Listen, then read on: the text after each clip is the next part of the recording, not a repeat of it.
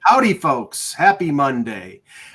We got a full crew here, and we're going to talk not Olympics like the Summer Olympics, because frankly, other than seeing the highlights of Steph Curry, and that was fantastic. Seeing the highlights of Steph Curry hit 4 3-pointers, I did not voluntarily watch any of the Olympics. My loss, it was my choice. I was concentrating on baseball and doing a bunch of things around the house, so I just really didn't. It really wasn't my Winter Olympics. I love. Summer Olympics, not so much. But we will start with the pre-show. Go ahead, Russ. All right, so I am going to just come out and say this, and I never thought I would, but Mike and I went to a AAA game by his house recently, and we experienced the robo-ump, and as bad as umpiring has gotten, I think Major League Baseball needs the robo-ump. The calls at home plate are just so bad. Now I'm going to blame the initial Bud Selig cleaning out of a lot of the great umpires, and then I think it started to erode slowly after that. And now we're at a point where it's just divisive. These guys literally just want to get in fights rather than, getting it right. And it's bad. And it's bad. The fans hate it. And the players seem to be really at odds with a lot of umpires now. Well, I don't know. I don't know if it was this weekend, but I saw a video of, I think it was Crawford from Seattle get booted from the game. He had 2 at bats, and 3 of the calls, the called strike 3 and 2 other pitches were well out of the strike zone. He just turned, grinned and bear it, went back. Next at bat, same thing happened. He gets punched out. He says something to the ump. He throws him out. The manager gets thrown out. I mean, if it's that blatant, Kev, I mean, I don't know if these umpires are sanctioned or fined or whatever. But if you're like, who was the guy in the 15 strikeout game by Livan Hernandez in the playoffs? Was it Eric Gregg? I mean, it was that kind of stuff has got to go in baseball. Yeah, and the robot umpiring, because the real umpire is still there, right. You hardly even notice it. And he's got an earpiece for those who don't know, and the computer just basically tells him what the call is, and then he makes the call. And if the player doesn't like the call, he looks, the umpire just shrugs, and situation diffused. At a Met game this year, Kev, one ump made like 12 mistakes, and that wasn't even the worst ump game this year. Yeah, well, it's not, and there's been a lot of bad games. Although, for the most part, I mean, I've seen all the statistics, and I teach college journalism, and one of my students did a piece about this at my urging, and he ended up getting all the umpire statistics, and for the most part, they do really well. They get like 90% of the calls right, even home plate umpires. It's just a very few. But the problem is, as Russ and Mike alluded to, and it seems like even more so in the last few years, the ones who are really missing calls are missing them so badly, yes, that it just causes lots of tension in the league. And I think we might as well just go to the robotic, and there will be an adjustment. I brought this up before. I've seen players talk about this. Really good hitters are going to have to make an adjustment, because you're going to change, like the idea of a catcher being valuable because he can frame pitches will no longer exist. Right. And what that means is, if framing is important, and we know it is because they keep track of it, then that means they're actually calling the back of the plate, right, where the ball's caught. And of course, the robots call the front of the plate. So, there's that little gap where the ball is going to cross and spin out. I saw Freeman interviewed, and he just said, there's going to be an adjustment. That pitch that I'm so accustomed to, that's going to spin out, it's going to cross the front of the plate, and I'm going to get called, strike 3 on that, until I, make the adjustment. So there'll be some adjustments, but I do think it's the way to go. And I don't think it's going to cause, because, I've seen it live as well. And I don't think it's going to cause, like, you won't even notice. It's like the screen. Yeah, it happened like twice in the game. It was fairly quick, and I was good with it. So yeah, I want to talk about the digital thing going on with the NFL. The digital measurements, those are different. That's a whole other show. The umpires are so quick too. Like, you would think there'd be like a half-second delay between, the earpiece, the guy telling them whether it's a ball or a strike, or the computer saying them, but they don't. It's almost instantaneously. So. Well, Anthony, the funny thing is, I know that a lot of people have said that the NHL should go to the same type of system that tennis uses at Wimbledon and that soccer uses at the Euro Cup or the World Cup. I'll say this: I watched some of the Euro Cup games, and they took forever to make a call. Now, pace of play is absolutely going to be something that's going to have to be considered in there. Yeah, but I mean that's a different situation, Mike. It's one. I mean, there's usually it's 1-0 or 2-1, so they and it's a complicated offside call. Where was the ball struck first? Where was the player at that moment? It's much more complicated than figuring out whether it's on the corner of the plate or not. That should be much quicker. So, and I think the technology is it continues to make advancements where it's going to be inevitable that we're going to get to that point. And I've already been through it with regards to I think of the panel. I think I might have been the first one ever to see the pitch clock in action when I took my family to a Trenton Thunder game a few years ago when they first started with it, and I wasn't sure how it was going to be, and I think the clock was obviously a little bit further, a little bit more time in AA than what they decided on Major League Baseball. But I'm pretty open minded with it. I'm Kevin's boat here. I'm and you guys at this point now. I think that it's time. I think we need to again, and it's a shame in some ways because again, I've always liked a little bit of that human sort of factor involved, but when I do see some of these like ump cards and where they have these pitches marked, those really bad ones just stand out like massively. So yeah, I like the human element until my team gets screwed. Like Don Denkinger with in 1985 or Armando Galarraga's perfect game. I mean, that kind of stuff. I mean, that kind of stuff drives me batty. So it's great. It's great until my team gets screwed. Anyway, all right, let's start the show. Hello, Hockey World. Today is Monday, August 12th, 2024. I'm Anthony Mangione from Sunrise Philly. Russ Cohen from Sportsology. Kevin Allen, Detroit Hockey Now. And I'm Michael Lagello, and this is the Hockey Buzzcast here on HockeyBuzz.com. So we got a few things, a few little news and notes to start, and when we're going to continue as we did on Friday. We talked about Team USA for the upcoming Winter Olympics, sort of to go along with the theme of the Summer Olympics concluding in Paris. They will be moving down the road to Cortina, Milano in 2026. I'd love to go to that because I've never been to Italy. Somebody will pay my freight. Funny story, Mike. I don't know if Russ probably knows about this already, that the Italian Air Force flew over Philadelphia today, did the red, white, and green over the Philly skyline. Oh, okay. They must be making some kind of international tour, but it's pretty funny that the Olympics just ended yesterday, and the next set of Olympics right on it. Italy. Yep. But okay. But yeah. So we'll talk about Team Canada for the.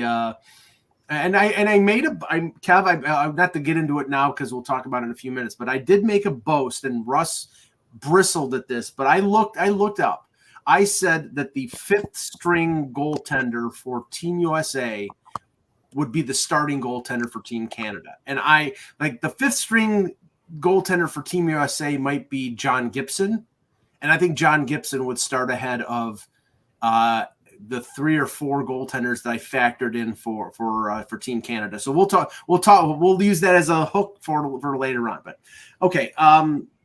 News and note number 1, Evander Kane, who did have I think it was an abdominal injury, and he played through it for most of the playoffs, and he missed a few games with it. Bob Stauffer is reporting that there's a very good chance that he could miss the start of the season, may require surgery, and likely would be headed to LTIR. What I'd like to know is, it's August 12th. It's a month from training camp. Why the hell have they waited all this time to determine that he needed surgery? You would think that they would know, Kev. Well, I can tell you why. Yeah, kind of. Yeah, players don't want to have it. They don't want to go through another surgery. I'm sure there's debate going on between the team, the player. It's the last case. It's the final scenario. Like you have to avoid. If you're a player anyway, avoiding it as much as you can until it's you. It's it's just not cut and dry, Mike. Yeah, they try and rehab it first. That's their they want to try to rehab. Players don't want to get it, and they don't want to miss the time. It's always complicated. The human element of it that is why it causes all the delays in it. I was told years ago with regards to my wife. She's like, players are going to wait. Anybody is going to wait. She's a physician. Yep. It should be the final option that you cannot avoid. Mike's just upset because it could impact the Edmonton season. That's what upsets me. Oh, that'll break my heart there, Russ. Jeez. I mean, just the fact that they said he might, miss the start of the season. I mean, tells you there's some uncertainty there. They're not really sure, and that's why there's been a delay. Yes.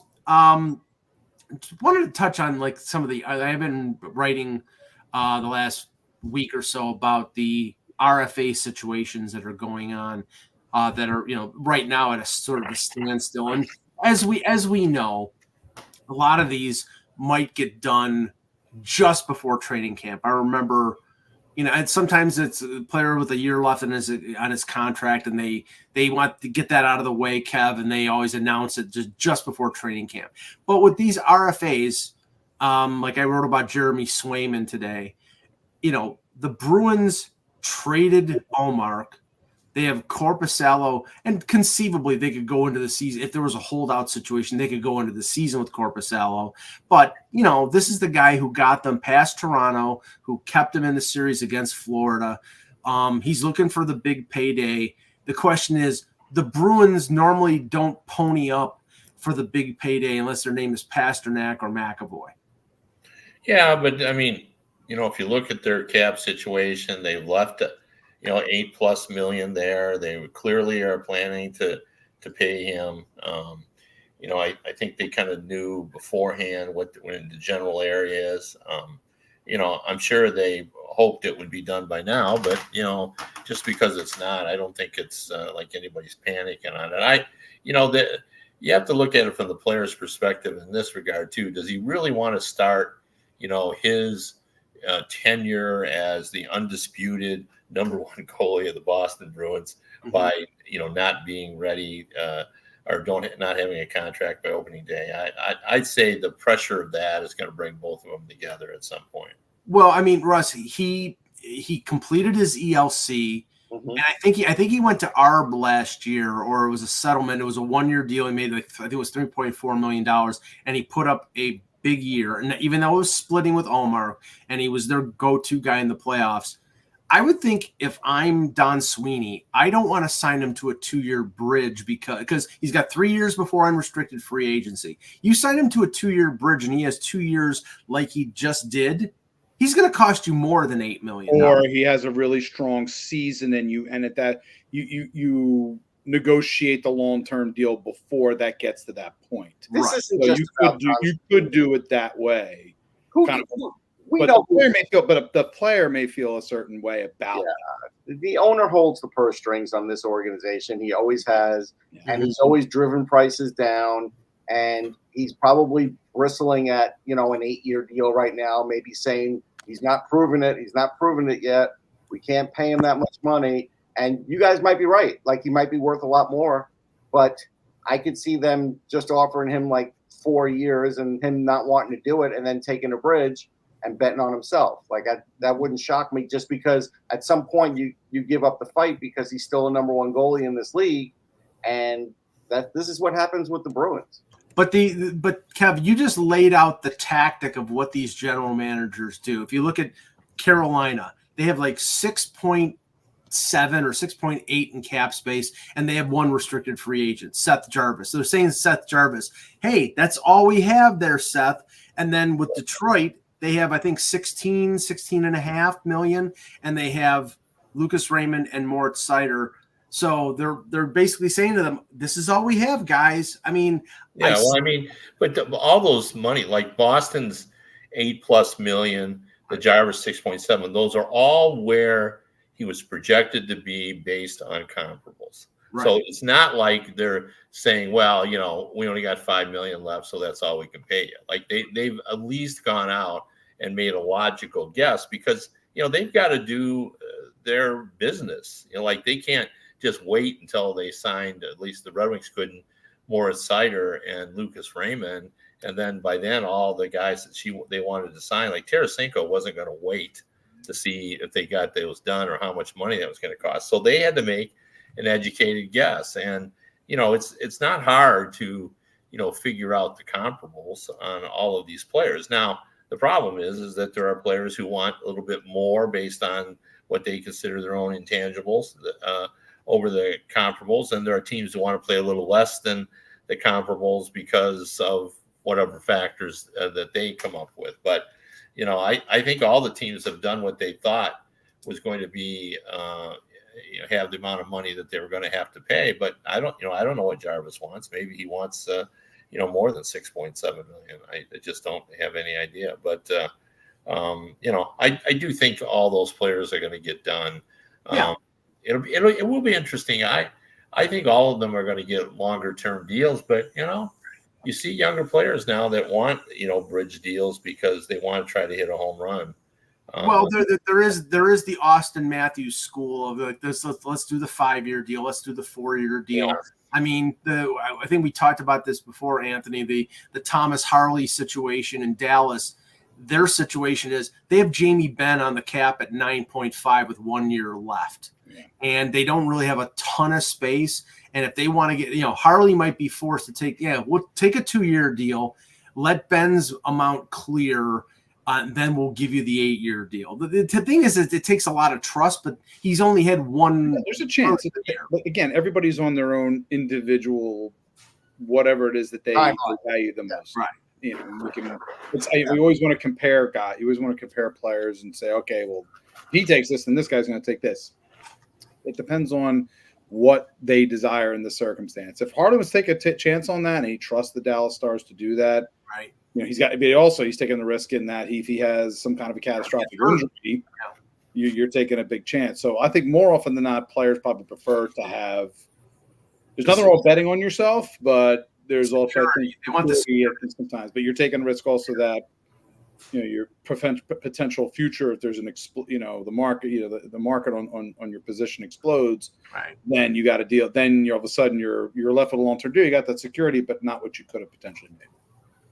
So John Bailey, who writes for Hockey Now as well as Kev, did an article on Nick Delorier and had put together how the Flyers win with him in the lineup. Now I'll say this: I think it's some of that. But we also did on Locked On Flyers a study on how many of the fights that the Flyers got into because they led the league led to goals or wins in the actual season. And it wasn't as much as you thought. The momentum was brief. But I do understand Nick Delorier is going to have to be there so people don't cheap shot Matvei Michkov at least for half a season. So I acknowledge that. So I do think it's an interesting thing to chat about here.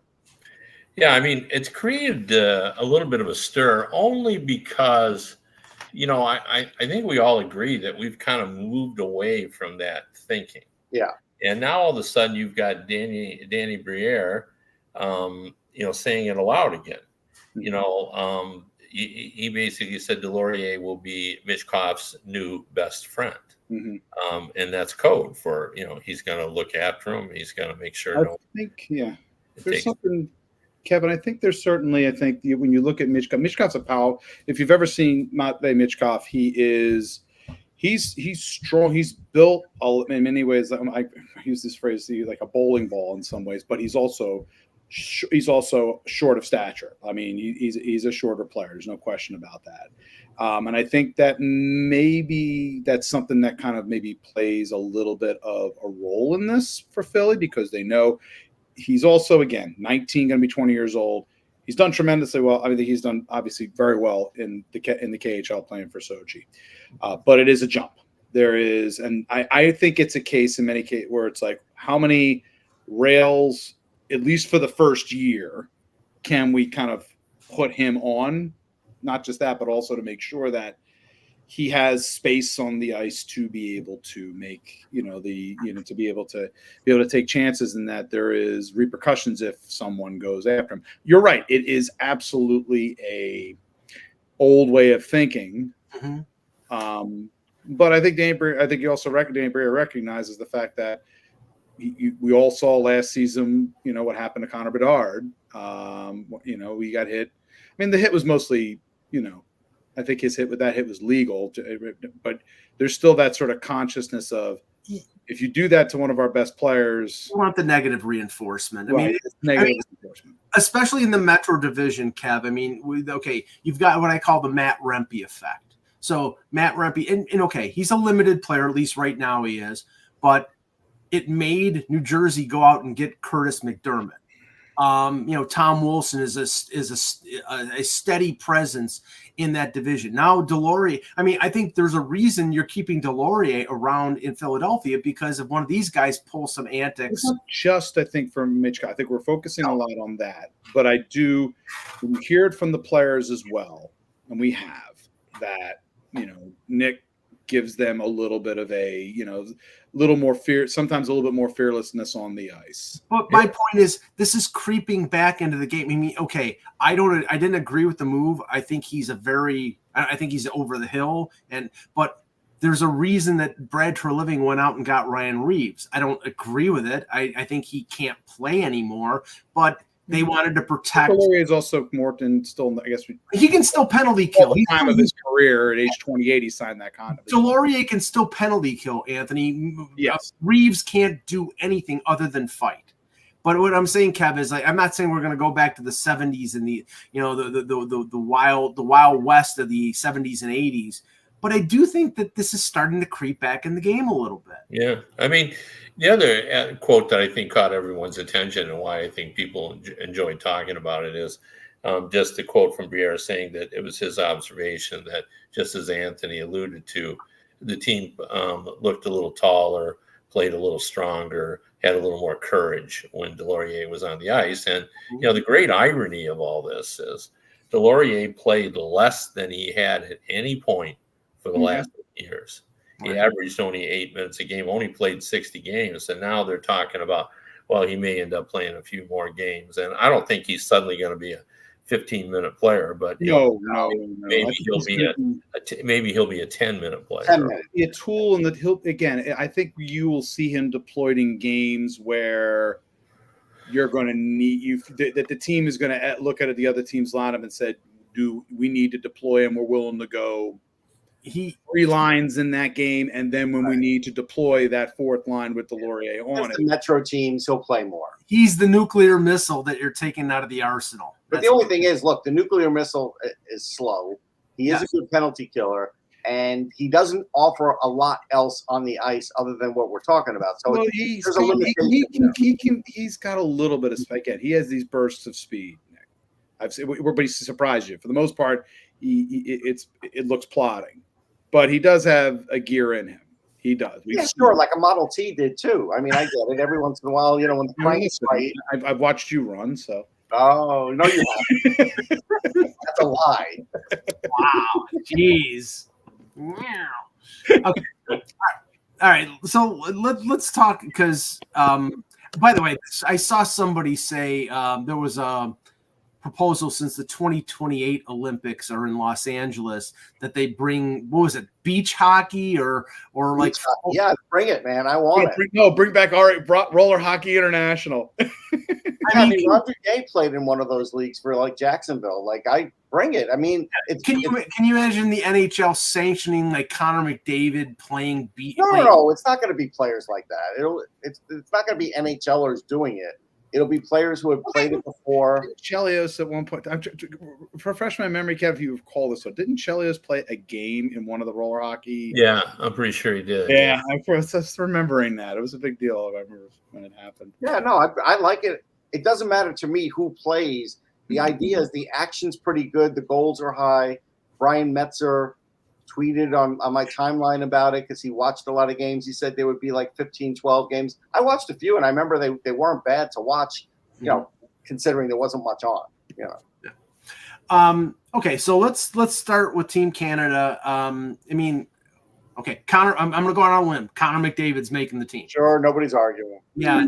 So, but let's start with the hook that I led with at the beginning of the show. Canada's goaltending, I think, is their Achilles heel. Now, we talked on Friday and we mentioned Hellebuck, Demko, Ottinger, Swayman. Gibson is in the mix. And there's a couple other American goaltenders that now. Okay, right now, and anything can change within a year. But right now, for the lists that I've seen, these have been the 4 goaltenders that most have listed as the top 4 for Canada: Tristan Jarry, Jordan Binnington, Aiden Hill, and Logan Thompson. Binnington's won a Stanley Cup, and he had a really solid year last year. And so Aiden Hill. 2 years ago that they didn't. Bennington has a high edge to him, and I think in a tournament like that could be fine. So I don't look at him as like this stinks. No, but I mean, we're going back to if you're comparing it to bygone eras of Patrick Waugh, and Luongo and Joseph, and you don't have the embarrassment of riches that you used to have. There's no wow factor on any of those goalies. They're all, maybe they could get the job done. Maybe they're counting on a younger guy stepping up, or a guy who has Devin Levi was the guy that was mentioned. Yeah. So I mean, and honestly, before he was obviously Team Canada thing happened, Carter Hart was probably in the running there too. Right. So, that will be the most interesting area I would say of all the positions. Now, okay, I think one question. I believe he just turned 37, so he would be 38 years old at the time, and some months at the time of the Olympics in Italy. Kev, is it a no-brainer that Sidney Crosby is on this team? No brainer, none whatsoever. I mean, I just looked at the Pittsburgh Penguins stats on the I forgot what they're called now, the speed stats. What's the brand name on that? No. Yeah, I can't think of it. I know what you're talking about, though. I mean, Sidney Crosby's the fastest player on the Penguins. Still playing at a high level. I don't care how old he is. No, it doesn't matter for Crosby. Now, if you ask me about Stamkos, I'll say, I got to kind of have to wait and see on that one, because there's some age there, and what about injuries? And sure, I would hesitate a little on that, but Crosby, no hesitation. Yeah, well, there is a group of players that may age out. I mean, Doughty is another one that some people believe may age out. So. I mean, again, this is another one where if it's coming for me, if I'm going Doughty or Thomas Chabot, I'm taking Doughty. Right, Doughty. There's a million other things that Chabot never does. Doughty, Alex Pietrangelo, Stamkos, as you mentioned, Tavares, a lot of people. These are guys, Kev, that are on the cusp. I think it depends on like Russ said. If Stamkos has a 40-goal year in Nashville, he's on the team. Right. I can't see him not making the team. But if he has a subpar year, then it's tough. Yeah, I think he'll get the benefit of the doubt as long as he's doesn't score a dozen goals or 14 or something. But because you can always, like, if Steven Stamkos is your fourth line left wing or center, you're pretty happy with your team. So I do think he'll get the benefit of the doubt, even if he doesn't have a gargantuan season. So just as Team USA, I think the 1-2 combo up the middle, even 1-2-3 up the middle, I don't agree with them. The talk about them moving Eichel to the wing. I think it's going to be Matthews, Eichel, Jack Hughes. With Canada, the top two are definite. It's McDavid and McKinnon. Yeah. Now, that's where, are you going to play Crosby at third line center? Are you going to? Yeah. Yeah, and and I think it's a great match. It's a great matchup deployment potentially. You put him at third line center, that causes a matchup for any problem for any team, even the U.S. Absolutely, absolutely. Right. There are some people who would want to put Crosby with McKinnon, move Crosby to the wing, and have McKinnon. You don't have to. No, actually, if anything, in that circumstance, in that case, they might have McKinnon on the wing. You know what I would do? I would call Crosby and say, "What do you want to do?" I really would. I would say, "Do you want to play wing with McKinnon, or do you want to be, 3 center?" I mean, because these are guys, these elite level guys. Like they know where their game is at. They know, where they can get the most out of their talents. And I really would, address that with him. But he's playing at such a high level, and McKinnon, of course, I think he would love to play with Crosby. So maybe those two guys would get together and say, "Hey, let's see what we can do together." Maybe have them alternate, but I would certainly say if it's, I would not be surprised if McKinnon deferred and said, "I'll do the wing. I'll play wing." It's Sid. But you want his speed. I mean, even though Crosby is still fast. Yeah, you'd think you'd want McKinnon's breakneck speed. Although on the wing, that would be. Yeah, I mean, circumstance and different. You're going to want Crosby to take face-offs. Exactly. Yeah, McKinnon is not a good face-off guy. No, right. You're going to want him to do a lot of the heavy lifting down low because he's a little better at it. So I mean, it is going to be interesting. But it was years ago. I remember Mike Keenan of all people was talking about when you're in this kind of best on best tournaments, the 2 scoring lines, 2 checking lines is out the door. It's the top 9 scorers, and he said all the lines are generally equal. And then the 4th line, those guys can score too, but you're going to ask them to play a little bit differently, and that's how he used to sort of look at best on best tournament. Now, I'll tell you someone who I will put on wing, and again, people could say it's too soon, and I'll say that's fine, but I believe in him. I would have Celebrini on the team and put him on the wing because this guy is so good defensively already that I would think by that point they'll want him on the team, and he won't play center. It's fine. Yeah, I want to see again. I'm fascinated by that possibility. I do want to see. Well, that's where I was going to go about Celebrini and Bedard. I mean, I would think Bedard is going to be on the team, but it's like I don't know if he's going to play center or if he'd be a winger. He'll be on the wing. Yeah.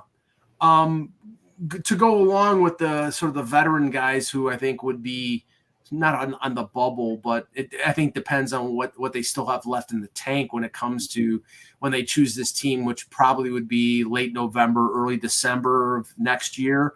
Brad Marchand, who was on but he was playing with Bergeron, and Bergeron's no longer there. He'll play with Crosby on the 3rd line. Right. I think that might be a pretty good fit. Boy, but I want to see that. I want to see Marchand against the Tkachuk brothers. I want to see that. That'll be so. I think it'll happen. I mean, we'll see what the international reps think of Brad Marchand. That could be an issue, but yeah. At that point, he's going to be a fine elder statesman. Oh, sure he will. Fine, He really mellowed last year in the playoffs. The other one is okay. When this guy is healthy, he's great, but will Mark Stone be healthy? I mean, yeah, he was almost never healthy. Yeah. Most likely he won't be on the team. Now, okay, here are some of the names. I pulled this off the list. So, McDavid, McKinnon, I think are definites. I think Crosby's a definite. I think, okay, I'll just go yay or nay here. Braden Point. Yes. Yeah. Let's see here. Mitch Marner. Yes. Yeah. Okay. I don't know, but Jared McCann. I don't know. No. No, but unless they have a specific role. That's where I'll put Celebrini. I'd rather have him than McCann. Mm-hmm. Zach Hyman. He'll play with McDavid. Definitely. Yeah, I can see. Yeah, he's a perfect 4th liner for. That's a bingo. Thank you, Captain. Word right out of my mouth. Exactly. If you're gonna. Yeah, because he will muck it up. He'll do whatever he has. Robert Thomas. Yes. Probably, yeah. Ryan Nugent Hopkins. That gets. I think we start getting into the. He's an iffy. That's iffy. Yeah. I'd give him a yes, but he's probably really a maybe. Yeah. Yeah, that's fine. A couple of the recent Stanley Cup winners, Sam Reinhart and Carter Verhaeghe. Reinhart, yes. Verhaeghe, I have to think about. Yeah, I kind of want to see Verhaeghe make it just as kind of a salute to the idea that we shouldn't pigeonhole players when they're young, because some of them get better as they grow older. And he's one of those guys that he barely made the league, and now we consider him a top player. Plus, every time I say Carter, somebody says Carter Verhaeghe, I say 2 words: thanks, Lou. Because trading 5. I also think we have to be guard against in a lot of circumstances. We end up going center. We'll deploy them off to the wing. Right. Yeah. Sometimes you do need to have a specific. Well, Reinhart can play wing, and he's really smart. That's the only reason I say he will play wing. He will play wing. Well, I want to quote the great Jim Nill, who once said to me, we were talking about, I asked him whether or not a guy could, play the wing, and he goes, Kevin, think about it. Have you really known a decent center that couldn't play the wing? Right. And, and then you're boosting your face-off values if it's on the left side of the rink, if it's on the right side of the, you got other options. I think I mentioned this a couple shows ago, and again, Russ scoffed at that. Tom Wilson. Nope. No. Okay. I mean, I do think Canada is going to try, because their main competition is the U.S. And I think they're going, the U.S. has a big physicality advantage. I do think they're going to want a couple bigger players However, with Wilson, he's been through some injuries too. Yes. But I think, and we get into that tournament, that you're going to need speed. You're going to need it badly, and I just don't know if Wilson's got it. I think one of the guys might. I mean, you haven't gone through defense yet, so when we do, there'll be some physicality there they can bring in. Right. Okay, so defense. I'm here. The no-brainer of no-brainers is Cale Makar. Yep. Mm-hmm. I think fairly close to being a no-brainer is Morrissey, because Morrissey. Yeah. I think Bouchard is right on the bubble as well as being, just a given. Well, okay, okay. Right shot. Have a good year out of it. I think if you get a little more of a resume there, Kevin, he'll make it. If he doesn't, then you're right. Year this year, they can put him right in there. Ironically, right shot D is not a problem for Team Canada, but left shot D is, because right shot D, this list has Makar, and obviously this will depend on his recovery from injury, but Dougie Hamilton and Bouchard, and they have Jacob Chikrin. But Chikrin is a left shot who plays the right side. Yeah, I would put Chikrin because of the physicality, and I would not put Dougie Hamilton. But if Hamilton bounces back with a good year? Doesn't matter. I have enough offense. They do need a little bit of pushback, and Chikrin will be some of that. Okay. On the left side, Morrissey's a definite. You mentioned Shabbat, Russ. Yeah. Then the other names, Morgan Riley, Shea Theodore, and Darnell Nurse. Darnell Nurse, unless he was playing with an injury he was horrible in this Stanley Cup playoffs. He does have a physical nature to him at times. If he's going to play a physical role, then I might bring him over Shabbat. But if he doesn't, if he just wants to play his normal role, then no. Yeah, but I mean, Morgan Riley bounced back with a good year last year, and he's a really good skater. So even though it's not Olympic ice, I think he's gonna, if not, maybe he's not gonna make the top 6, but I do think he could be like a 7-8 because they're gonna carry 8 defensemen. But I mean, am I missing anybody who's just glaring in terms of somebody who's being omitted? Because I can't think of any. Well, Chatterer brought up Owen Power, and I think he'd have to prove it, so I'm not ready to put him on it. Yeah, I mean, Owen Power would have to have a big year this year to really take a step. I mean, he had an okay. He took a step back from his rookie year. His rookie year was good. He took a little bit of a step back first half of the season. Second half was pretty decent. Bowen Byram might be somebody who could factor in. Again, if he has a good year. But yeah, no, I mean, I like their defense is good. Their forwards are great. I just think it's going to come down to the goaltending. It won't be that simple. It's never that simple. What do you mean? It's easy to say it'll come down to the goaltending, but a lot of times it doesn't. A lot of times it's just clutch. Like, again, the Sidney Crosby golden goal. Like, did that matter for goaltending? No. Goaltending was on both sides. It didn't impact the game. It was Sidney Crosby that impacted the game. That son of a gun. Well, Kev, you were in Vancouver, correct? Yeah. Now, I mean, I have one other name, like, too. Well, just hold on. But Luongo wasn't exactly overly taxed when it came to chances. So, I mean, they could get away with the Binnington if the team in front of them is just. Yeah, and all you got to do, you don't have to be a great goalie. You just got to be hot at the right time. Right. And, we've seen that happen. I mean, Aiden Hill, got strong at the right time for the Vegas Golden Knights. Yeah. He got $5 million a year because of it. So. And Ryan Miller's best moment in his career, he had good moments with the Sabres, but it was Vancouver 2010. What was the other name you were mentioning? No, I can see Adam Pelech sneaking in there as a shutdown D. I can. Okay. In a specific role, I could see.